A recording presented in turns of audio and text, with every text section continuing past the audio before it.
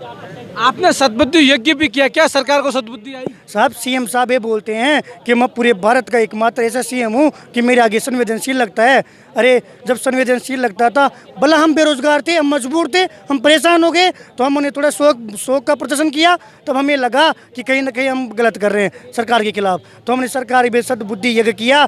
समस्त बेरोजगार थे, उस यज्ञ में आहुति दी, सरकार से हाथ जोड़े। हमने तो इस पावन धरती पर, इस शहीद स्मारक पर भी इन जो शहीद हुए थे ना, ये शहीद हमारे लिए शहीद हुए थे रे, हमारे लिए शहीद हुए थे। हमने तो इन शहीदों से भी गुहार लगाई है। जब भगत सिंह वो 21, 23 साल के युवा जब शहीद हुए थे ना, तो उनके दिल में यही था, वो ये सोचकर शहीद नहीं हुए कि सरकार आए, ये सत्ता बदले और ये 15 अगस्त और 26 जनवरी को रोना गाले। नहीं भाई नहीं, माननीय साहब, ये जो अपने युवा बेरोजगार, ये जो युवा थे ना, वो 21, 23 साल के, वो हम बेरोजगारों के लिए शहीद हुए थे, ताकि आगे आने वाली जो पीढ़ी है ना, जो शिक्षित बेरोजगार है, वो पढ़ लिख कर कुछ विकास में अपना योगदान दे सके।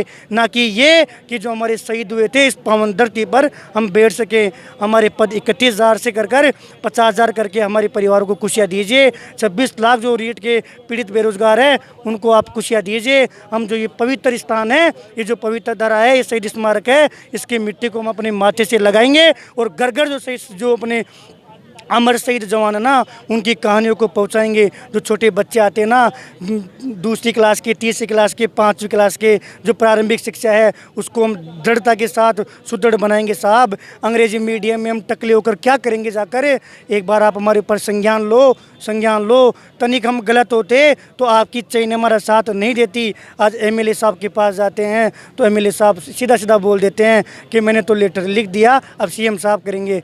हमने ये देखा है 2.5 महीने में कि पूरी घूम फिर कर काटी माननीय संवेदनशील सीएम साहब के पास ही आकर रुक जाती है। सीएम साहब तनिक हमारी तरफ देखो, यदि हम गलत है तो आप गलत का ही प्रेस नोट जारी कर दो, ताकि हमें हमारी मजबूरियाँ तो पता पड़े, हमारी शंका तो दूर हो, हमारा भ्रम तो दूर हो कि हम कहाँ गलत हैं। हम वो बेरोजगार जो सरकारी स्कूलों में पढ़ कर पहला स्थान लाते थे, हमारे घर वाले छोटे छोटे पेन से खुश हो जाते थे कि हमारा लड़का पहला स्थान आया है, हमारा लड़का दूसरा स्थान आया है, अब ये जाएगा, अब ये जयपुर रहेगा, कोचिंग करेगा। हमने बीएड की तब खुशियाँ मनाई, हमारी वैकेंसी की घोषणा हुई, हमारे घर वालों ने गोट किया, गोट जिसको सरकार 3 साल में चिल पार्टी बोलती है ना, उसको वो वाली हमने गोट किया है। साहब हमारे लिए तो वही गोट थी कि हमारा बीएड कॉलेज में नंबर आ गया, वही हमने गोट किया है, वही पार्टी थी साहब हमारे लिए। तो जब वैकेंसी की घोषणा हुई, तनिक हमारी खुशियाँ दुगुनी हो गई।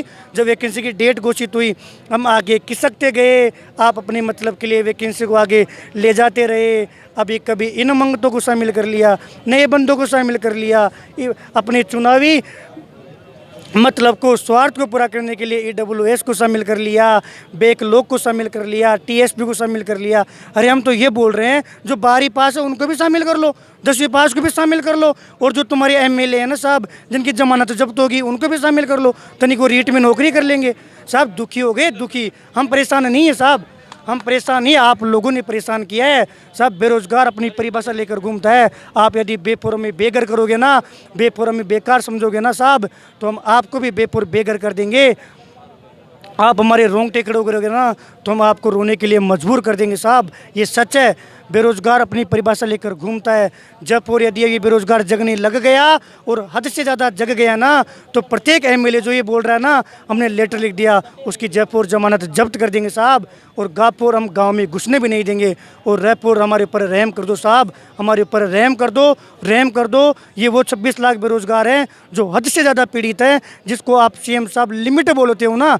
राहुल गांधी जी ये बोलते हैं कि अब तो इस बार हमारी सरकार ही आएगी। बिल्कुल साहब, आपकी सरकार आएगी तनिक, लेकिन कर्म प्रधान देश है, थोड़े कर्मों के ऊपर भी देख लो साहब।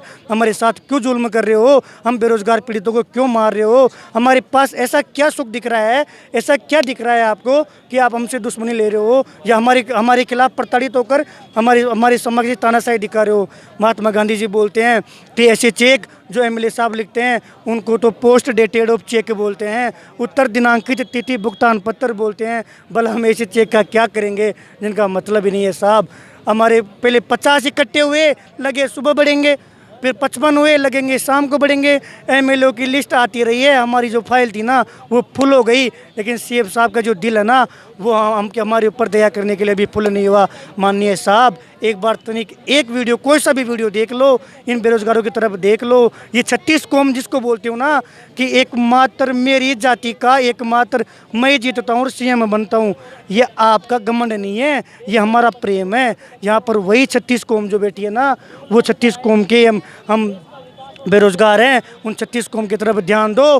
तनिक ऐसा नहीं हो जाए कि कल आप ये बोलो कि कल तो मेरे को 36 कौम प्रेम करती थी, आज वो कौम कहाँ गई। साहब पतन जो होता है ना वो धीरे धीरे होता है। ये शायद आपका पतन होगा, हमारा तो क्या पतन होगा, हम तो पहले से मरे हुए हैं। हम तो इधर नहीं तो इधर, पढ़ना तो खाई में है। साहब हमें बचा लो, हमारे पद 31,000 से 50,000 कर दो, और जो पेपर जिन्होंने ये घपलेबाजी की उनके खिलाफ कार्रवाई करो। अरे तानाशाही दिखानी है ना तो तनिक उनके खिलाफ दिखाओ।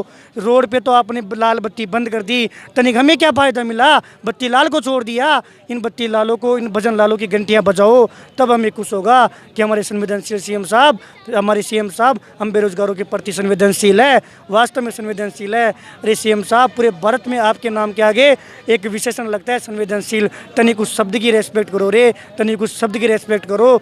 इस पावन धरती पर जहाँ ये बेरोजगार बैठे हैं, हमारे 3 भाई अनशन पर बैठे हुए हैं, वो कोई नेता नहीं है साहब। अगर नेता होता ना तो सीएम साहब वार्ता के लिए भी भेज देते और उनके अनशन तोड़वाने के लिए भी भेज देते। ये नेता नहीं है, ये वही 36 कौम जिनको आप ढोल बजा बजा कर पीटते हो ना, वही 36 कौम के 3 टाबर हैं, वही 36 कौम के 3 बालक हैं, वही 36 कौम के 3 विद्यार्थी हैं, वही 36 कौम के 3 पीड़ित बेरोजगार हैं जिनके साथ कहीं ना कहीं गलत हो रहा है। यदि हम 84% बनाकर आपको लगता है कि हम गुंडे हैं, हम अपने नेतागिरी करने के लिए आंदोलन कर रहे हैं, तनिक उसका ही प्रेस नोट जारी कर दो। हमने तो ऐसा सुना है कि सत्ता में प्रेस नोट तो चुटकियों का कमाल है, तनिक वो प्रेस नोट जारी कर दो। कैसे तो संवेदनशीलता दिखाओ रे, कैसे तो संवेदनशीलता दिखाओ। ज़्यादा नहीं तो ये जो शहीद स्मारक तो कोई भी बना दे, स्मारक तो गांव-गांव डंडानी में बना हुआ है। इस स्मारक इस पावन धरती की पूजा करो। यहाँ बेरोजगार पड़ा है साहब, इस शहीद स्मारक की पूजा करो, शहीद स्मारक की पूजा करो, वरना जो ये अमर शहीद जवान है ना उनको दुख होगा। आप 15 अगस्त 26 जनवरी को झंडारोहण करने जाते हो ना, तनिक इनको अफसोस होगा कि किन मंगतों के लिए, किन कर्मधारी समाजों के लिए हमने बलिदान दिया है। हमने तो हमारे युवाओं के लिए बलिदान दिया है। वो युवा तो शहीद स्मारक हमारे चरणों में पड़ा है, कभी मांग कर रहा है। और ये सत्ता